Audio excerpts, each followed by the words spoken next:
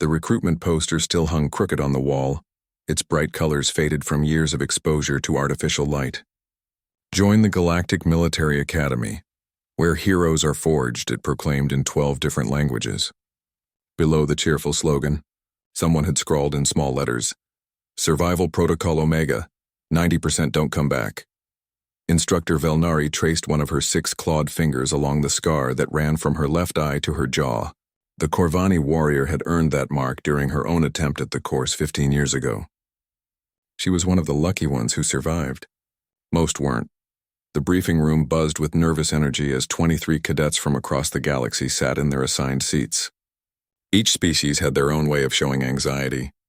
The Draknari's scale shifted from blue to pale yellow. The Zephyrian's feathers ruffled constantly. The Kraxan cadet kept flexing his massive hands, making his knuckles crack like breaking bones.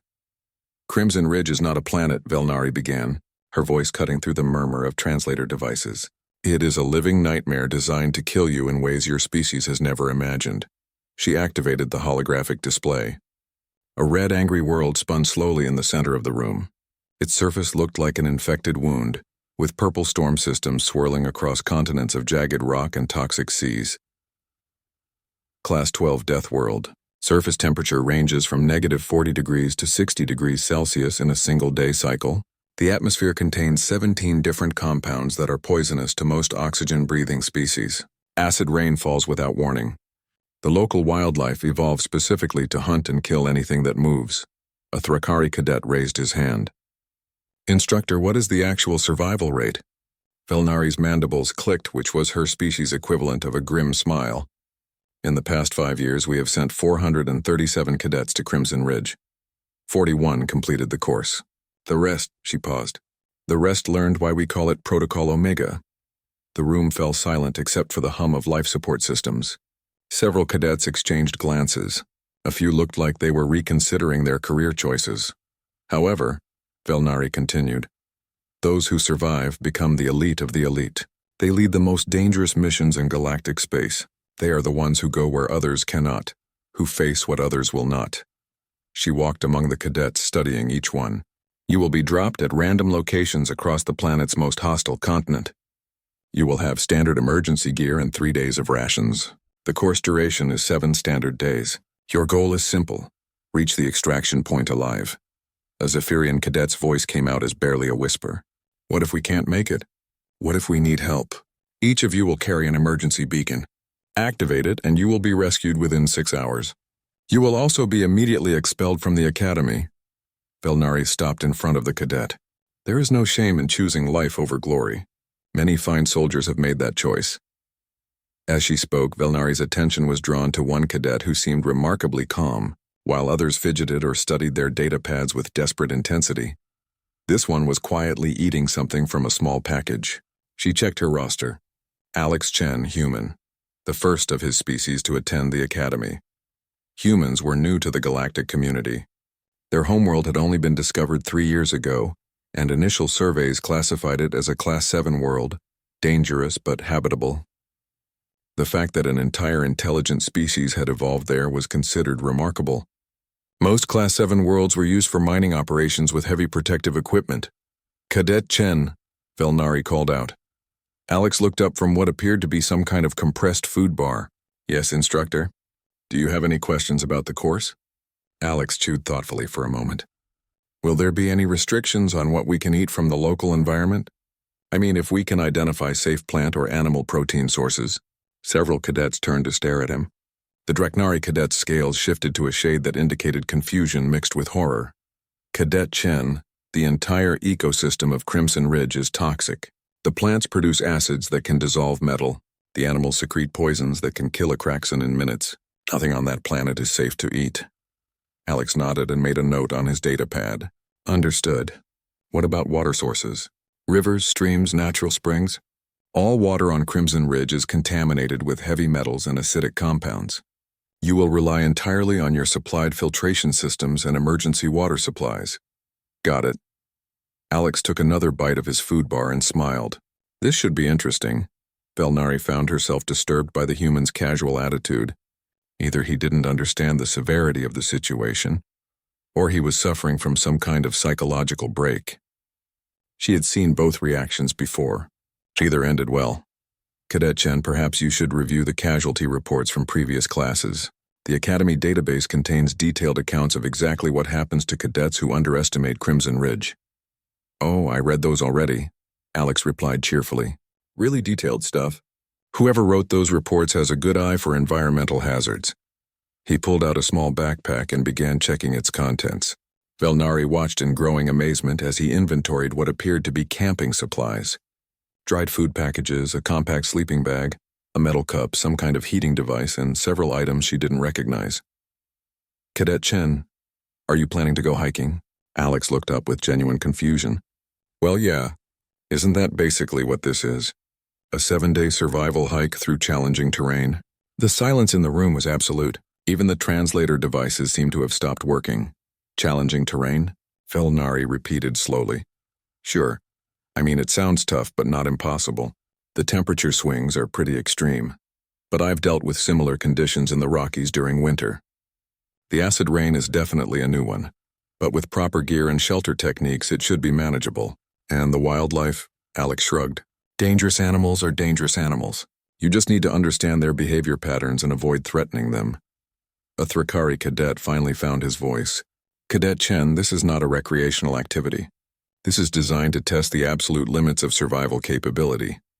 Alex finished packing his supplies and stood up. I understand that. But honestly, it reminds me a lot of some camping trips I took back home.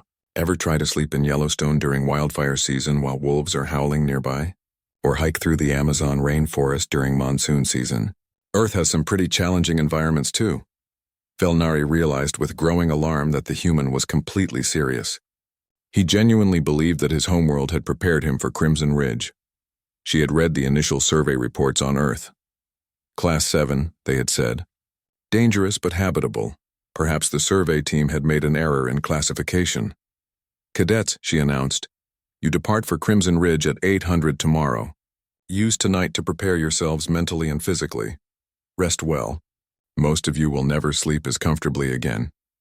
As the cadets filed out, Velnari watched Alex Chen walk away with the confident stride of someone heading out for a pleasant day trip.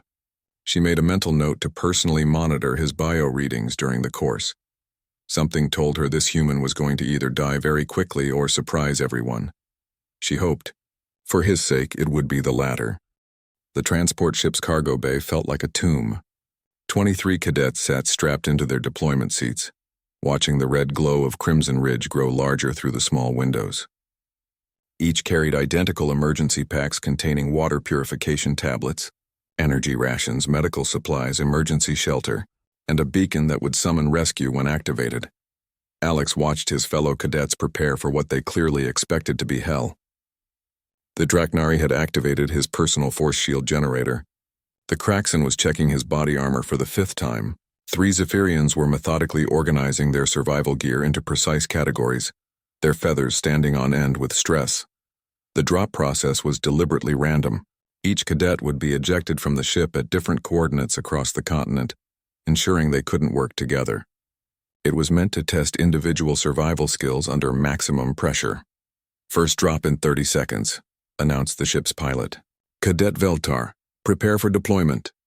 The Thrakari warrior stood at the drop bay door, his ceremonial battle scars painted bright blue for courage. As the door opened, wind and heat rushed into the cargo bay. Below them stretched endless miles of red rock formations, steaming pools of acidic water, and twisted metal trees that looked like they had been struck by lightning. Veltar jumped without hesitation. His form disappeared quickly into the hostile landscape below. One by one, the other cadets followed. Each drop was met with increasingly obvious reluctance as they watched their fellow soldiers disappear into what looked like the surface of a planet-sized wound. Cadet Chen, you're next. Alex stood up and walked to the door. The heat hit him immediately, along with the sulfurous smell of volcanic activity. He looked down at the landscape below and smiled. This actually looks pretty cool, he said to no one in particular. The pilot, an experienced Corvani veteran who had flown hundreds of these missions, turned to stare at him. Did you just say it looks cool? Yeah, I mean, it's like Mars and Arizona had a baby. with some volcanism thrown in for excitement. Alex adjusted his backpack straps and checked his water bottle. Thanks for the ride, he jumped. The first thing Alex noticed during his descent was that the air smelled familiar. Sulfur, heated rock, and the sharp tang of mineral deposits reminded him of camping near Yellowstone's geothermal features. The second thing he noticed was that while the temperature was hot, it wasn't unbearably so. He had worked construction jobs in Phoenix during summer that felt worse. His landing site was a narrow valley between two ridges of red stone. Sparse vegetation dotted the landscape, most of it looking like mutated versions of desert plants he recognized. A small stream ran along the valley floor, its water tinted green with dissolved minerals. Alex landed smoothly, rolled to absorb the impact, and immediately began surveying his surroundings. Basic situational awareness, just like his father had taught him during their camping trips. Identify shelter options, water sources, potential hazards, and escape routes. The emergency pack contained enough food and water for 3 days if rationed carefully. Alex estimated he could stretch it to 5 days if needed, but he doubted that would be necessary. This looked like terrain where an experienced hiker could live off the land if they knew what to look for. He pulled out a protein bar and began walking upstream, looking for a good campsite. Higher ground was always better for both security and visibility. Meanwhile, across the continent, his fellow cadets were having very different experiences. Cadet Veltar had landed in a forest of crystal trees that sang in the wind. The sound was hauntingly beautiful until he realized it was attracting predators. Acid-spitting ridge wolves had picked up his scent within the first hour. He was currently hiding in a cave formation, his energy reserves depleting rapidly as his environmental suit worked overtime to keep him alive. 3. Draknari cadets had encountered something the Academy instructors called explosive seed pods. These plant mechanisms detected vibration and detonated when stepped on, scattering acidic spores across a wide area. 2 of the cadets had already activated their emergency beacons. The third was treating severe chemical burns while trying to navigate around an entire field of the deadly plants. A Zephyrian cadet named Kira had the misfortune to land near what the survey teams called a thermal vent cluster. The ground beneath her feet was so hot it was melting the soles of her boots. Her cooling system was working at maximum capacity just to keep her from passing out from heat stroke. Alex, oblivious to his classmates' struggles, had found an excellent campsite on a rocky outcrop that gave him a good view of the surrounding area. He set up his small tent using basic camping techniques, started a fire with dry vegetation he found nearby, and heated water for instant soup using his portable camping stove. The Academy monitoring station detected Alex's thermal signature and immediately assumed he was in severe distress. The heat reading suggested he was running a dangerous fever. "Should we dispatch a medical team?" asked the monitoring technician. Instructor Velnari studied the readings more carefully.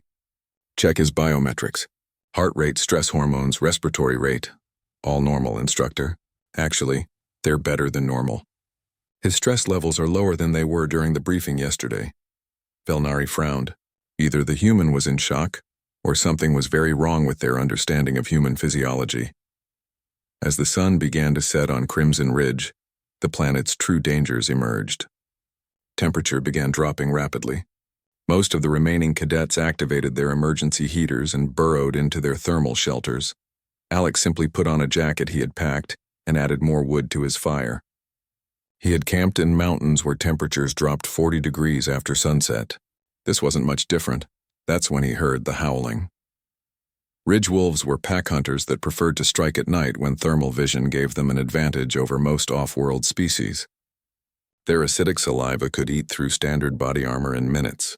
Even experienced galactic military units avoided direct contact with them. Alex listened to the sounds for several minutes, then nodded to himself. They sounded a lot like coyotes, just with different pitch and rhythm patterns.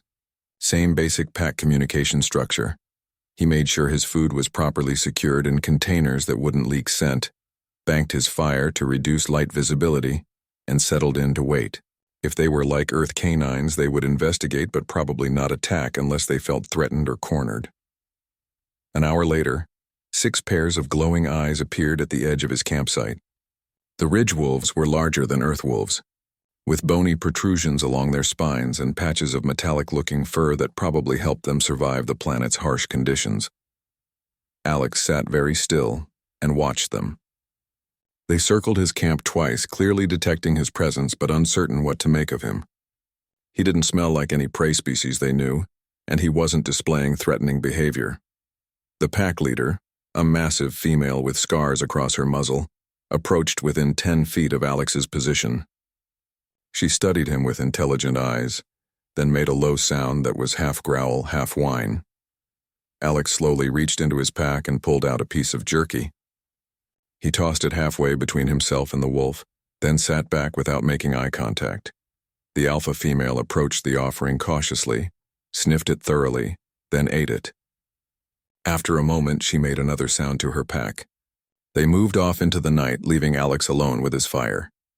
In the monitoring station, Velnari watched the thermal readings with growing amazement. The human had just made peaceful contact with one of Crimson Ridge's most dangerous predators, and he had done it by offering them food. "Instructor," the technician called out, "we're getting emergency beacon activations. Cadet Veltar is requesting immediate extraction. Severe injuries from predator attack. Coordinate the rescue," Velnari ordered, but her eyes remained fixed on Alex Chen's readings. The human had rolled out his sleeping bag next to the fire and appeared to be preparing for a normal night's sleep. His biometrics indicated he was relaxed and comfortable. "How many cadets remain active?" she asked. 14, instructor. 9 have activated emergency beacons in the first 8 hours. Velnari studied the tactical display showing the positions of remaining cadets. Red dots marked each location with detailed readouts of their condition. 13 red dots showed various levels of distress, equipment failure, or environmental crisis. 1 green dot showed a cadet enjoying what appeared to be a comfortable camping trip. "Keep monitoring Cadet Chen closely," she ordered. "Something tells me we're about to learn something new about human survival capabilities." Day 3 brought the acid rain. The weather monitoring systems had detected the storm building for hours. Toxic clouds gathered in massive formations, promising precipitation that could eat through standard military equipment in minutes. The remaining 12 cadets received automated warnings through their emergency systems. Seek immediate shelter and activate environmental protection protocols. Alex woke up to the first drops hitting his tent. He poked his head outside and watched the greenish rain begin to fall. It sizzled slightly when it hit the rocks around his campsite, leaving small pockmarks in the stone. "Huh," he said to himself. "That's definitely not normal rain." He pulled on his rain jacket, packed his gear into waterproof bags, and started hiking. The acid rain reminded him of working in industrial areas back home, where chemical plants occasionally had atmospheric releases. Not pleasant, but manageable with proper equipment.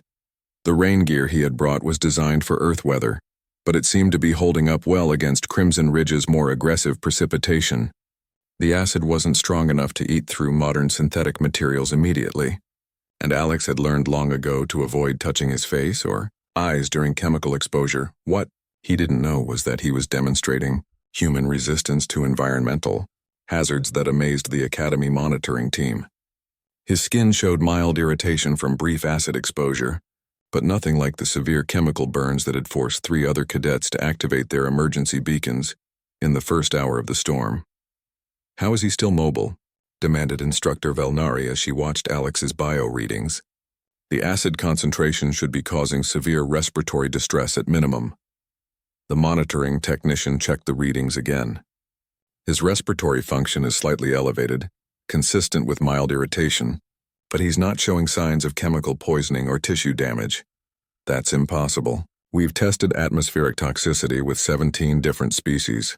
All of them require full environmental suits to survive acid rain exposure. Maybe humans are just different?" Velnari studied the tactical display. Only 7 cadets remained active. 5 were sealed in emergency shelters, completely dependent on their life support systems. 1 Craxon cadet was attempting to move through the storm using heavy protective equipment, but his progress was slow and his power reserves were depleting rapidly. Then there was Alex, who appeared to be taking a casual stroll through conditions that would kill most galactic species within hours. As the day progressed, Alex encountered other challenges that tested the limits of his adaptability. The temperature began swinging wildly as the storm system passed overhead. 1 hour brought freezing conditions that formed ice on the acidic puddles. The next hour saw temperatures spike to over 50 degrees Celsius. Most species required environmental suits to handle such extreme variations. Their biological systems simply couldn't adapt quickly enough to avoid hypothermia or heat stroke. Alex found the temperature swings uncomfortable, but not dangerous. Growing up in a climate that ranged from below freezing winters to blazing hot summers had given him a tolerance for thermal variation that most aliens couldn't match.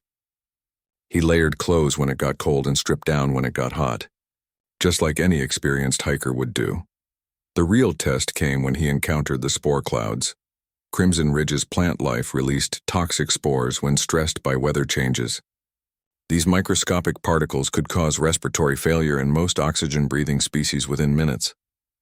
The Academy's survival manual recommended immediate evacuation from any area showing spore activity. Alex walked straight into a cloud of the stuff while following a trail along a ridgeline. The air turned yellow-green and visibility dropped to just a few feet. He could taste the bitter, metallic flavor of the spores with each breath. His first instinct was to cover his nose and mouth with his bandana and move to higher ground, the same way he would handle air pollution or wildfire smoke back home. The spores burned his throat and made his eyes water, but they didn't incapacitate him the way the Academy experts predicted. Unknown to Alex, human respiratory systems had evolved to handle much higher levels of environmental toxins than most species. Millennia of evolution on a planet with volcanic activity, forest fires, dust storms, and industrial pollution had given humans unusually robust lung capacity and toxin resistance. What felt like mild discomfort to Alex would have killed a Zephyrian in minutes. By evening, only 4 cadets remained active. Alex was still hiking toward the extraction point, having covered more ground in 3 days than most cadets managed in a full week. His equipment was holding up well, his food supplies were adequate, and his morale remained inexplicably high. The other 3 survivors were in much worse condition. Cadet Wraith, a Thrakari warrior, was struggling with equipment failures and severe dehydration. His water purification system had been damaged by acid rain, and he was rationing his emergency supplies carefully. A Draknari named Kex was dealing with infected wounds from an encounter with explosive seed pods. His medical supplies were running low and infection was setting in, despite his species' natural resistance to biological contamination. The last survivor, a Zephyrian called Nira, had found shelter in a cave system but was trapped by a landslide caused by the acid rain. Her emergency beacon was functioning, but she was conserving its power in hopes of completing the course. None of them knew about the others' situations. The course was designed to be a solitary test of individual survival skills. Alex made camp for the night in a shallow cave that provided good protection from the elements. He started his usual campfire, heated water for soup, and began planning the next day's route to the extraction point. That's when he heard the sounds of someone in distress. Following the noise led him to a narrow canyon where he found Wraith collapsed beside a dried stream bed. The Thrakari warrior was conscious but weak, his sophisticated survival gear scattered around him like broken promises. "Hey there," Alex called out. "You okay?" Wraith looked up with eyes that held no hope. "Human, how are you still alive?" "Just taking it one day at a time," Alex replied, approaching carefully. "Looks like you could use some help." He examined Wraith's condition with the basic first aid knowledge he had learned during his outdoor adventures. Dehydration, mild hypothermia, and what appeared to be food poisoning from emergency rations that had been contaminated by acid exposure. "Here," Alex said, offering his water bottle. "Drink this slowly. Small sips. Your water is too valuable to waste on me." Wraith protested weakly. Alex looked around the canyon and pointed to a spot where water was seeping from the rock wall. "There's a spring over there. The water looks clean enough if we boil it first. We'll be fine." What Alex had identified through simple observation and basic geology knowledge was indeed a clean water source. The spring emerged from deep underground, filtered through limestone deposits that neutralized most of the surface contamination. The Academy's survival manual classified all surface water on Crimson Ridge as deadly. But the manual had been written by experts who had never learned to read landscape signs the way a human hiker could. "I don't understand." Wraith said as Alex shared his soup and began treating his symptoms.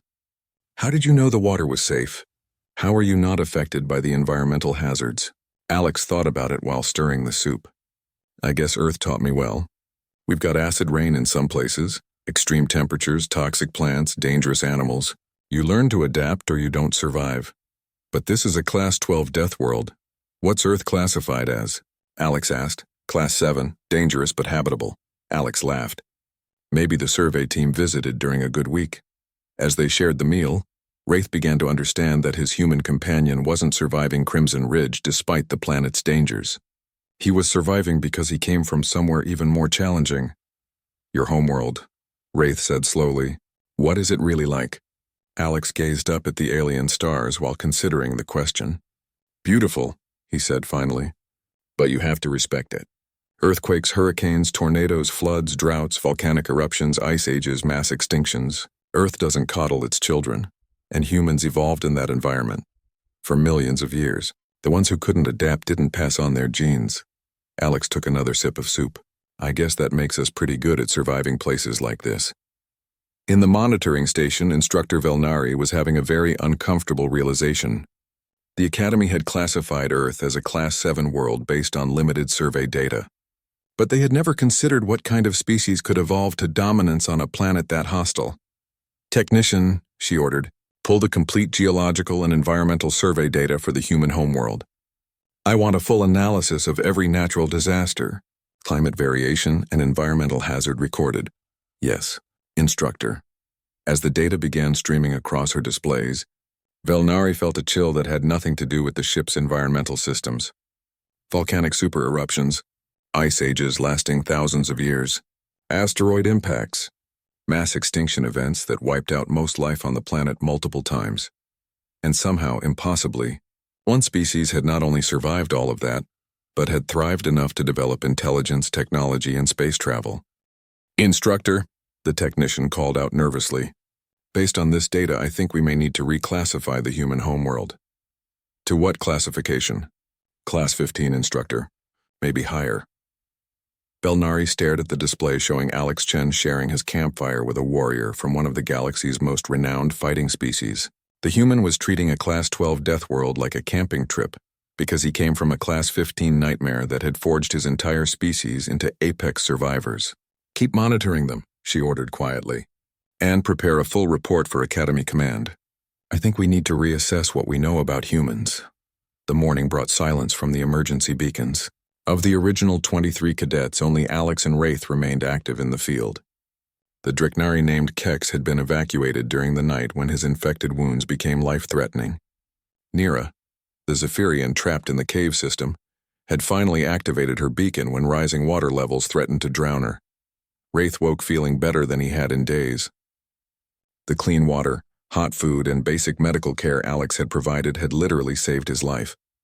More importantly, spending time with the human had given him a completely different perspective on their situation. We should reach the extraction point today, Alex said, studying a hand-drawn map he had made by observing terrain features. Maybe tomorrow if we take it easy. Wraith examined the map with professional interest. It was remarkably accurate for something created without surveying equipment. How did you learn to navigate like this? Boy Scouts mostly, plus a lot of hiking with my dad. Alex packed his gear with efficient movements. You learn to read the landscape. Water flows downhill, so if you follow drainage patterns, you can figure out where you are relative to major geographical features. The Academy teaches advanced navigation using orbital, positioning systems, and terrain analysis computers. Those are good too. But what happens when your equipment fails? Wraith considered this as they began walking. His own navigation system had been one of the first casualties of the acid rain. Since then, he had been essentially lost, using his emergency beacon's directional indicator to stumble generally toward the extraction point. On my homeworld, Wraith said, we train warriors in extreme environments. Desert survival, Arctic warfare, underwater combat. But nothing like this. What's the worst environment on your planet? The burning sands. Temperatures reach 50 degrees. Water is scarce and sandstorms can strip flesh from bones. Alex nodded thoughtfully. Sounds like Death Valley. I did a survival course there once. Pretty challenging, but manageable if you know what you're doing. You have places on Earth like the burning sands? Oh, we've got places that make the burning sands look comfortable. Ever hear of the Sahara Desert? The Antarctic? The Mariana Trench? Alex laughed. Earth's got every kind of terrible environment you can imagine, plus a few that most species probably can't imagine. As they walked, Alex began pointing out features of Crimson Ridge that he found interesting rather than threatening. The crystal formations that sang in the wind were similar to geological structures he had seen in caves back home. The acid pools reminded him of natural hot springs, just with more aggressive chemistry. The bizarre plant life followed evolutionary patterns he recognized from Earth's most extreme environments. The key, Alex explained as they navigated around a field of explosive seed pods, is understanding that the environment isn't trying to kill you personally. It's just dangerous.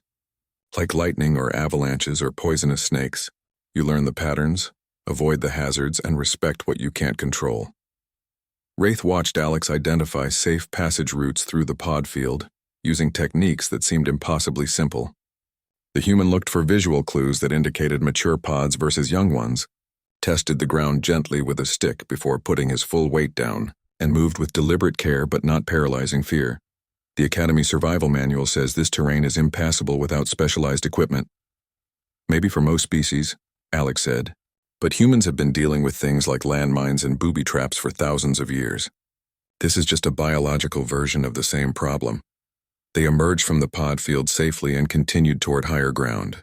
Wraith found himself learning more about practical survival in one day than he had in months of academy training. That afternoon, they encountered something that tested even Alex's adaptability. A family of ridge wolves had cornered a wounded creature near a water source both travelers needed to access. The wolves were in defensive mode, protecting their kill, and showed no intention of sharing the area. Standard protocol is to retreat and find an alternative route, Wraith said. Checking his weapon systems, maybe, Alex agreed. But let's see if we can negotiate. He sat down about 50 meters from the wolf pack and opened his food supplies. After selecting a piece of dried meat, he tossed it midway between their position and the wolves, then sat back and waited. What are you doing? Wraith whispered, showing respect. They got here first, they made the kill, this is their territory. I'm acknowledging that and offering a tribute for safe passage. The alpha female approached the offering cautiously. After sniffing it thoroughly, she ate it and returned to her pack. A few minutes later, she approached again and lay down about 20 meters from Alex, watching him with intelligent eyes. I think we can share the water source, Alex said quietly. Just move slowly and don't get between them and their kill. They refilled their water bottles while the wolves watched from a respectful distance. No aggression, no threats, just two different species sharing a resource like neighboring camps at a popular hiking spot. How did you know that would work? Wraith asked as they moved away from the area. Back home we've got brown bears, mountain lions, wolves. Same basic principle applies. Most predators aren't looking for a fight if they don't have to have one. They just want to eat their meal in peace. But these are alien predators on a Deathworld. Sure, but they're still pack hunters who use energy conservation strategies and avoid unnecessary risks. Universal survival principles. Alex took a sip from his water bottle. The specifics change, but the fundamentals are the same everywhere. As evening approached, they found shelter in a rocky outcrop that provided protection from wind and potential predators. Alex started his usual campfire and began preparing food for both of them. Alex, Wraith said suddenly, I need to ask you something. Sure. Are you enjoying this? Alex paused in his food preparation and considered the question seriously. Yeah, actually. I mean, it's challenging and there are definitely some dangerous moments, but it's also beautiful in its own way. I've never seen geology like this, or experienced weather patterns this extreme. It's like camping in an alien landscape, which I guess is exactly what it is. Most of our classmates are either dead or traumatized. I know, and I'm sorry about that. It's terrible that people got hurt.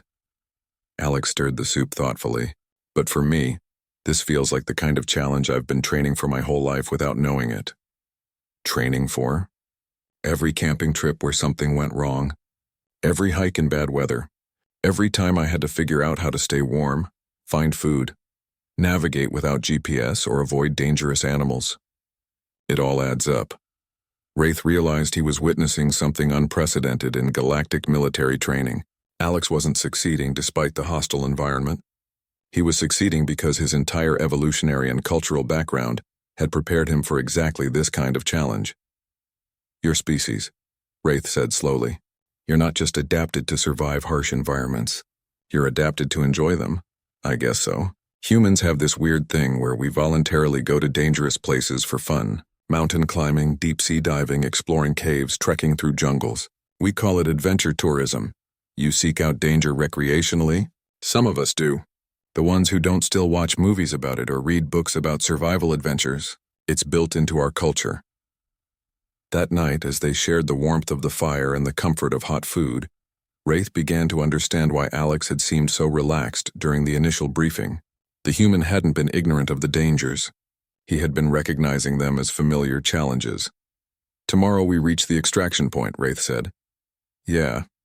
It's been a good trip. Thanks for the company. Thank you for saving my life, Alex waved dismissively. Anyone would have done the same thing. No, Wraith said firmly. They wouldn't have.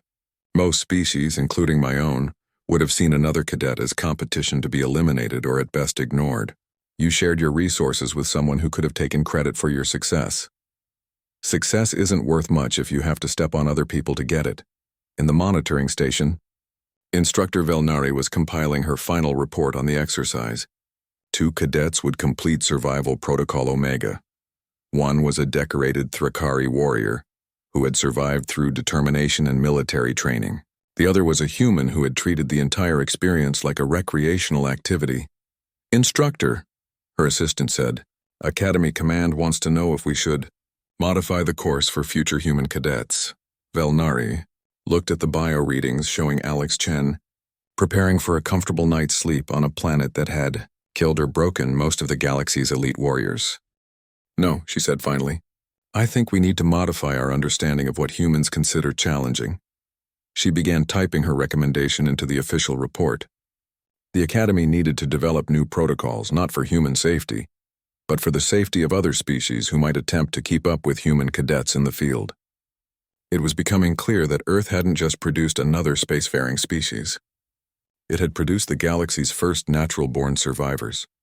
The storm appeared on the horizon like an angry god rising from the planet's molten core.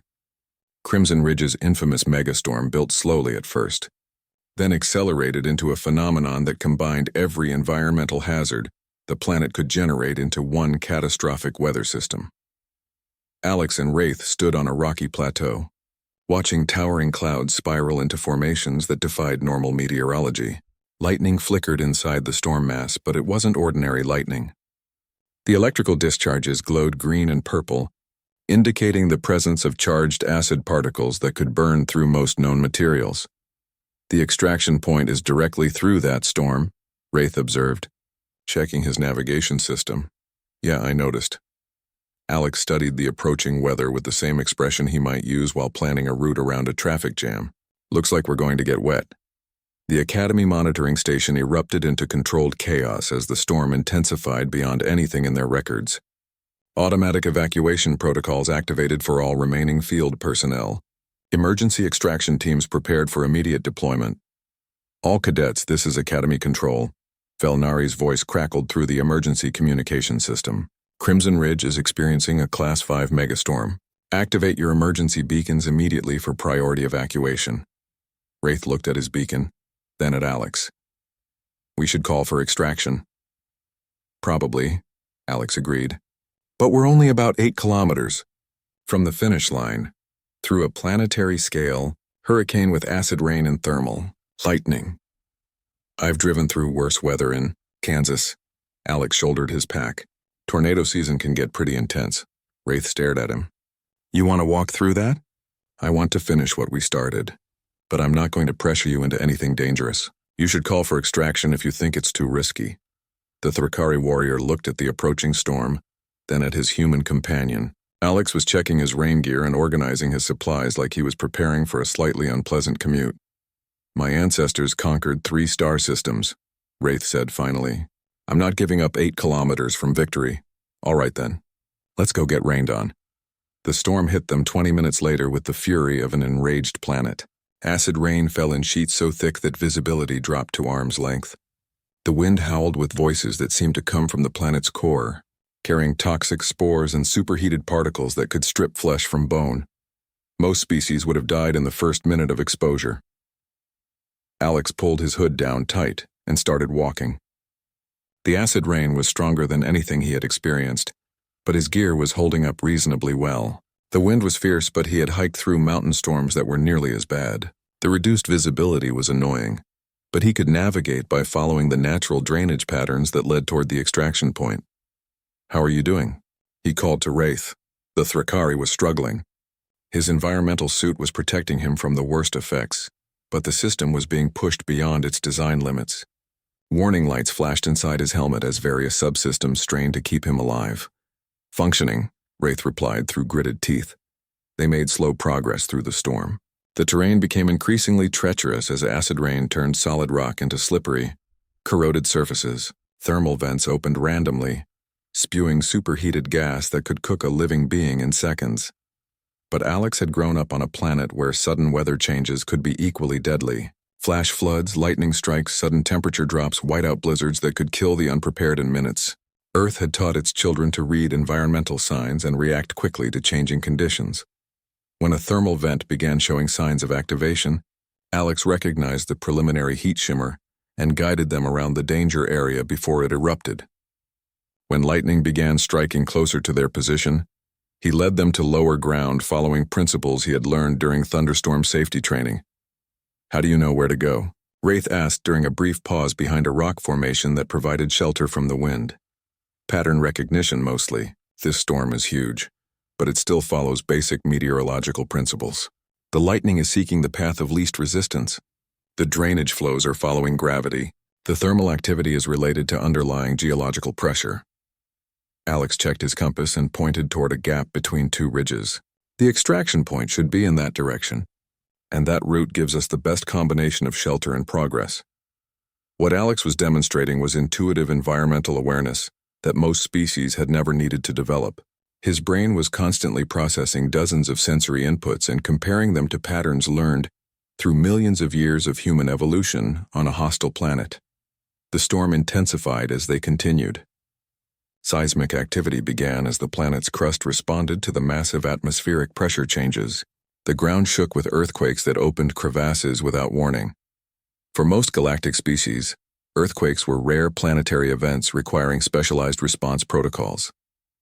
For Alex, they were just another Tuesday in California. He guided them away from unstable slopes and kept them moving, across solid bedrock whenever possible. That's when they encountered the boar worms. Crimson Ridge's most dangerous predators were massive, crystalline creatures that lived deep underground and only emerged during major seismic events.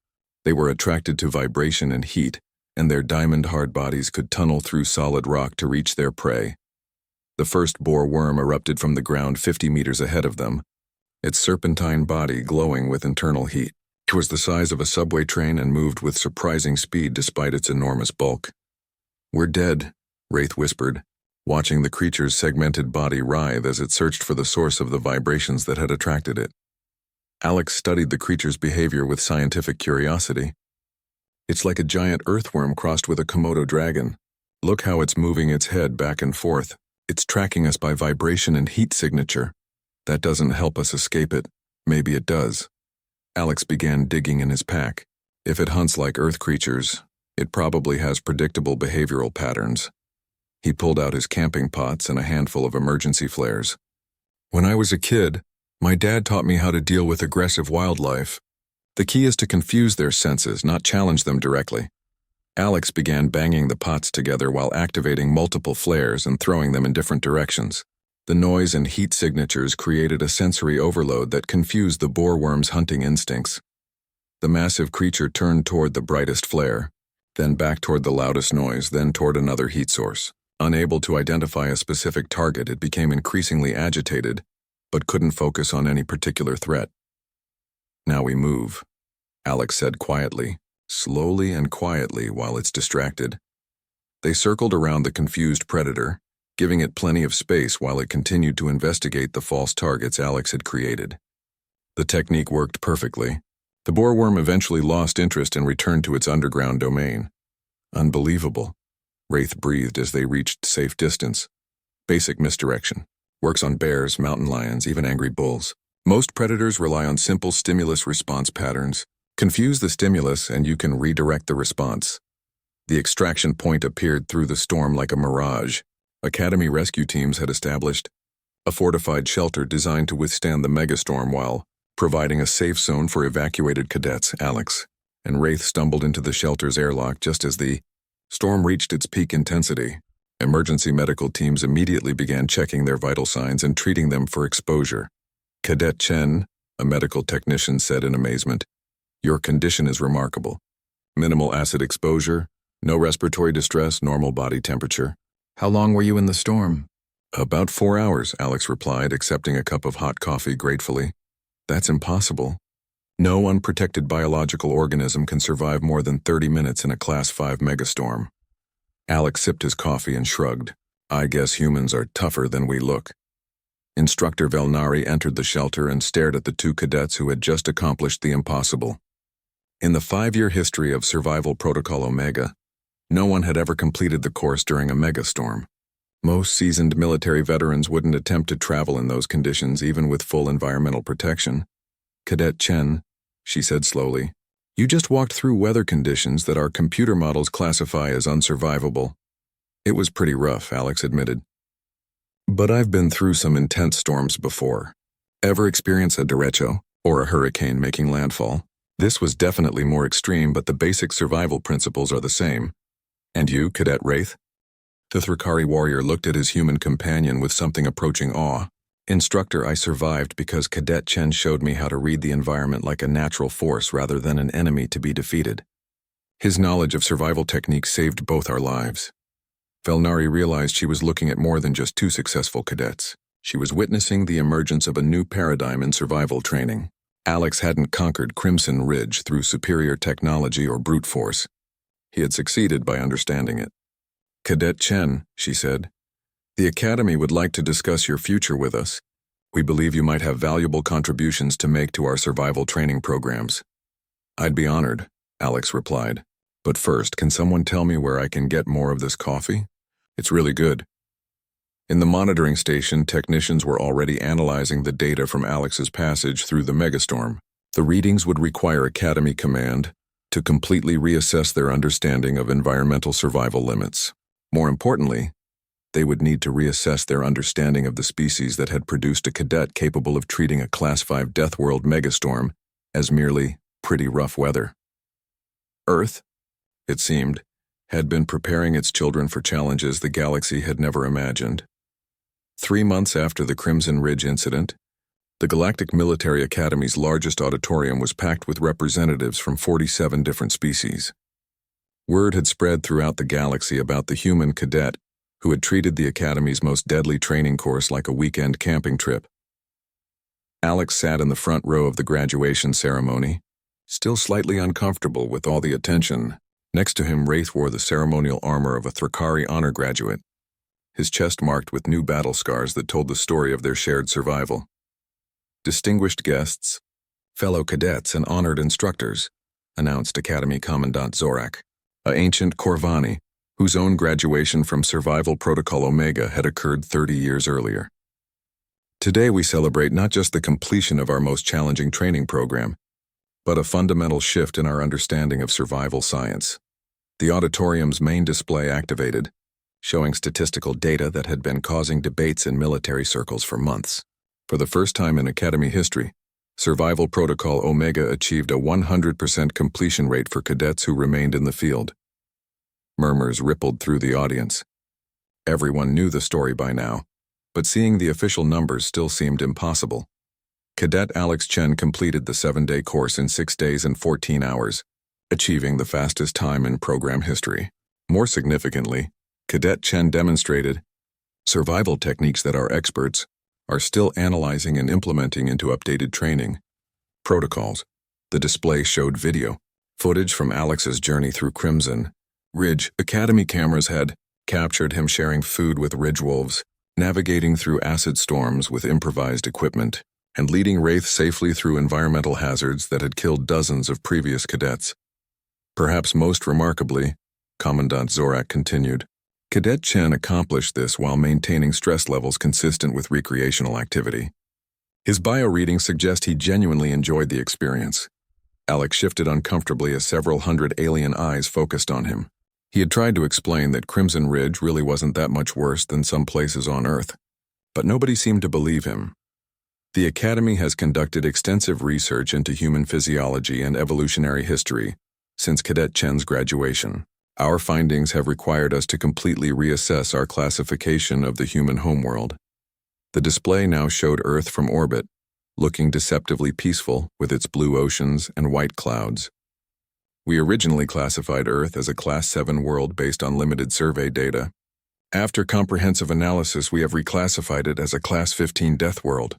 Gasps echoed through the auditorium. Class 15 was a theoretical classification that most species believed was incompatible with intelligent life. Human evolution took place on a planet experiencing constant geological upheaval, extreme climate variation, regular mass extinction events, and environmental hazards that exceed the parameters of our most challenging training scenarios. The fact that humans not only survived this environment but developed advanced civilization demonstrates unprecedented adaptive capabilities. Instructor Velinari stepped forward to present the graduation certificates. When she reached Alex, she paused and spoke quietly so only he could hear. Cadet Chen, in my 30 years of military service, I have never seen anything like what you accomplished on Crimson Ridge. Your performance has changed how we think about survival training throughout the galaxy. Thank you, instructor. But honestly, I just applied basic techniques my dad taught me during camping trips.